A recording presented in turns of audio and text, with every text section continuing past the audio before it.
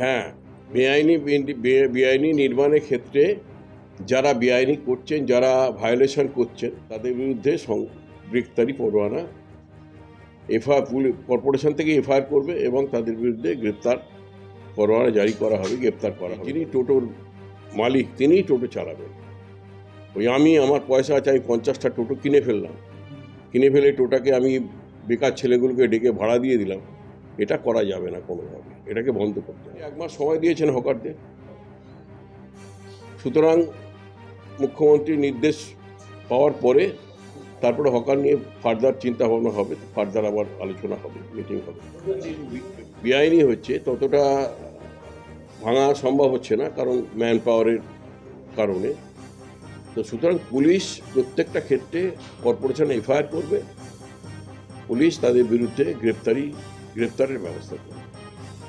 কাজ হবে বেআইনিভাবে কোনো পার্কিং হবে, সেখানে পুলিশ উইল টেক অ্যাকশন এবং দরকার হলে গ্রেপ্তার পর্যন্ত করা হতে পারে। যারা এই ধরনের ইলিগাল কাজ করছেন তাদের বিরুদ্ধে গ্রেপ্তার করা হতে পারে এবং জামিন অযোগ্য গ্রেপ্তারি পরোয়ানা তাদের বিরুদ্ধে জারি করা হবে।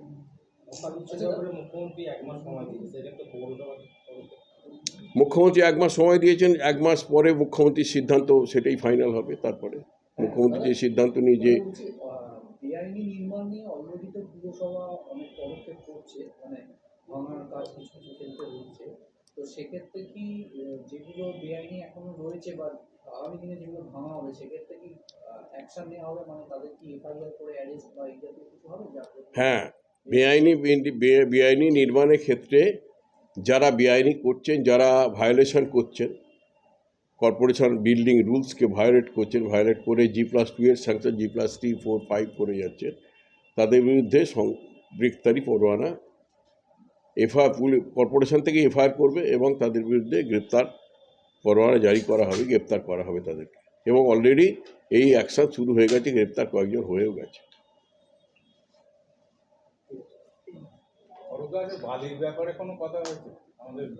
হ্যাঁ, বালি বিধায়ক ছিলেন, বালি ব্যাপারেও কথা হয়েছে, সব ক্ষেত্রেই কথা হয়েছে।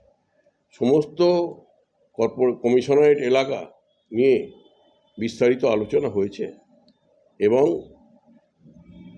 যে মুখ্যমন্ত্রীর যে নির্দেশ, সেই নির্দেশ যথোপযুক্ত পালন করা হবে এবং সেই সঙ্গে যেখানে যেখানে বেআইনি হচ্ছে, যেখানে বেআইনি কার্যকলাপ হচ্ছে, সে বেআইনি বিল্ডিংয়ের ক্ষেত্রেই হোক, বেআইনি পার্কিংয়ের ক্ষেত্রেই হোক, বেআইনি টোটোর ক্ষেত্রেই হোক, বেআইনি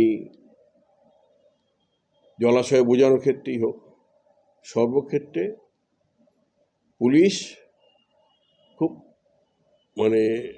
স্ট্রং অ্যাকশন নেবে। লিস্ট তৈরি হচ্ছে, ডিএম, এসপি, কমিশনার এরা আলোচনা করে লিস্ট তৈরি করছে। এসব নিয়েও আলোচনা হয়েছে, যেখানে সেখানে টোটো নির্দিষ্ট স্ট্যান্ড করা হবে এবং টোটো একটা আইনের অনুশাসনের মধ্যে নিয়ে আসা হবে টোটো। আমরা কারোর আনএমপ্লয়েড ইউথ যারা, তাদের নিশ্চয়ই আমরা অন্য কেড়ে নিতে চাই না, কিন্তু তাই বলে এটাকে অনুশাসনের মধ্যে, আইনের শাসনের মধ্যে তাদেরকে রাখতে হবে এবং তারা কখনোই যাতে, এবং এটাই ঠিক হয়েছে যে যিনি টোটোর মালিক তিনিই টোটো চালাবেন। ওই আমার পয়সা আছে, আমি 50টা টোটো কিনে ফেললাম, কিনে ফেলে টোটাকে আমি বেকার ছেলেগুলোকে ডেকে ভাড়া দিয়ে দিলাম, এটা করা যাবে না কোনোভাবে। এটাকে বন্ধ করতে হবে। এটা নিয়ন্ত্রণ করার জন্যে অলরেডি ডিএম তালিকা তৈরি করছেন। টোটো ম্যানুফ্যাকচারারগুলোর সঙ্গে বসবেন, ডিলারদের সঙ্গে বসবেন, আলোচনা করবেন, করে একটা সিদ্ধান্তে আসা যাবে। সেগুলো নিয়েই তো আলোচনা হয়েছে। এটা আইনের শাসনের মধ্যে আনা, এটা জেলা প্রশাসন নিশ্চয়ই করবে।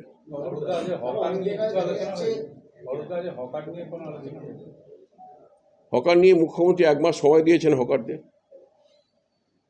সুতরাং মুখ্যমন্ত্রীর নির্দেশ পাওয়ার পরে তারপরে হকার নিয়ে ফার্দার চিন্তা ভাবনা হবে, ফার্দার আবার আলোচনা হবে, মিটিং হবে। প্রথমে সেকে নিয়ন্ত্রণ করলে আপনার কি মনে হচ্ছে না যে এতটা সংখ্যা বাড়তো না বা এই লিগ্যালিটিসে বাড়তো না? সেই নিয়ন্ত্রণ এটা নিয়ে আলোচনা অনেকবার হয়েছে, এটা নিয়ে অনেকবার আলোচনা হয়েছে এবং সেই আলোচনা করতে করতে এই বেড়ে গেছে। তো সুতরাং বেটার লেট দ্যান নেভার।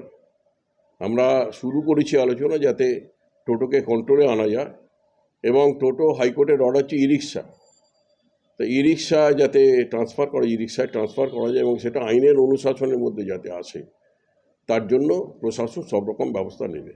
তারা অনেক জায়গায় অভিযোগ হচ্ছে যে হাওড়া শহরে বেশিরভাগ জায়গায় বেআইনি নির্মাণ হয়েছে, সেগুলো কি ভাঙার জন্য পৌরসভা কোনো পদক্ষেপ নিচ্ছে? এটা প্রত্যেকটাই পদক্ষেপ হচ্ছে, কিন্তু যত বিল্ডিং বেআইনি হচ্ছে ততটা ভাঙা সম্ভব হচ্ছে না, কারণ ম্যান পাওয়ারের কারণে। তো সুতরাং পুলিশ প্রত্যেকটা ক্ষেত্রে কর্পোরেশন এফআইআর করবে, পুলিশ তাদের বিরুদ্ধে গ্রেপ্তারের ব্যবস্থা করবে যারা বেআইনি করবে। আপনাদের একটা জিনিস দেখুন, হাওড়া শহরে মিল চালায় তো পুরসভা, সেই পুরসভার ইনফ্রাস্ট্রাকচারের যে এটা সেটা তো অত্যন্ত দুর্বল। সেক্ষেত্রে রাজ্য সরকার থেকে আপনারা সমস্যা আছে। এটা আমরা যাতে নির্বাচন অবিলম্বে করা যায় সেটার দাবি আমরা জানাবো অবশ্যই প্রশাসনের কাছে, আমাদের রাজ্য সরকারের কাছে, যাতে অবিলম্বে নির্বাচন করে হাওড়া পুর বোর্ড একটা নির্বাচিত পুর বোর্ড তৈরি হয়, সেটা আমাদের দাবি থাকবে। কিন্তু তার মধ্যে যতদিন না পুর বোর্ড হচ্ছে ততদিন আমাদের কাজ করা যে আমাদের কাজ করতে হবে, এই ইলিগালিটিগুলো বন্ধ করতে হবে, বেআইনি কার্যকলাপ থেকে মানুষকে রক্ষা করতে হবে এবং হাওড়া শহরকে পরিষ্কার পরিচ্ছন্ন রাখতে হবে।